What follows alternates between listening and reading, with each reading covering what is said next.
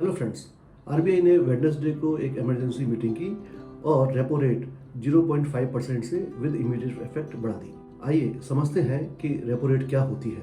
Repo rate का मतलब होता है वो रेट जिस पर के कमर्शियल बैंक्स आरबीआई से मनी बोरो करते हैं। पहले रेपो रेट 4% थी, जो कि अब आरबीआई ने बढ़ाकर 4.4% कर दी है।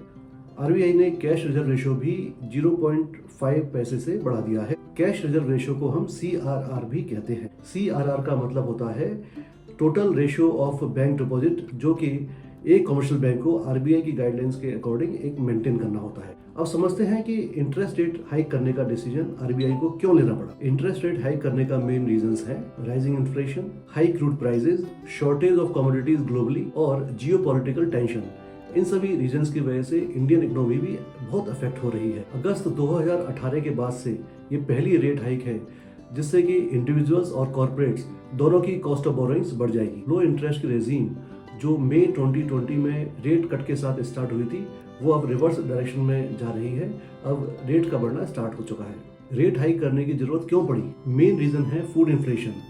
हाई इन्फ्लेशन की वजह से फूड आइटम के रेट बढ़ रहे हैं और जिससे कि ग्लोबल शॉर्टेज भी हो रही है। रशिया यूक्रेन वॉर की वजह से कई मेजर ऑयल प्रोड्यूसिंग कंट्रीज ने ऑयल एक्सपोर्ट पर रेस्ट्रिक्शंस लगा दिए हैं, जिसकी वजह से एडिबल ऑयल की भी शॉर्टेज बढ़ रही है। रिटेल इन्फ्लेशन 7% को टच कर रहा है, जो कि एक इन्फ्लेशन का एक अपर बैंड माना जाता है।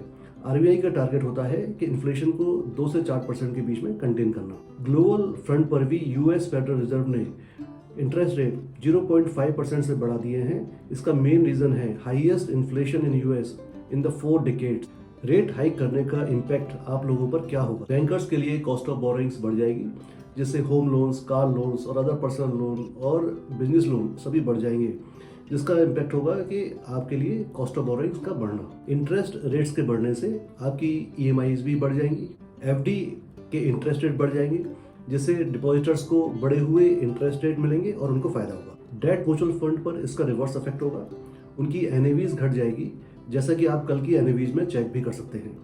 सबकी एनएवी आपको ज़्यादातर घटी हुई मिलेगी। इंटरेस्ट रेट बढ़ाने से गवर्नमेंट को इन्फ्लेशन कंटेन करने में हेल्प मिलेगी। एक और काफ़ी बड़ा इम्पैक्ट हम सभी ने कल देखा, शेयर मार्केट बुरी तरह से डाउन हुआ था, क्योंकि कंपनीज के लिए कॉस्ट ऑफ बोरोइंग्स बढ़ जाएगी। कॉस्ट ऑफ बोरोइंग बढ़ने से उनका प्रॉफिटेबिलिटी पर असर पड़ेगा।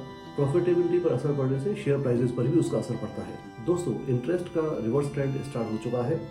बोरोवर्स को नुकसान होगा और डिपॉजिटर्स को फायदा, इसलिए बोरोइंग कम कीजिए और इन्वेस्टमेंट ज़्यादा। Happy investing.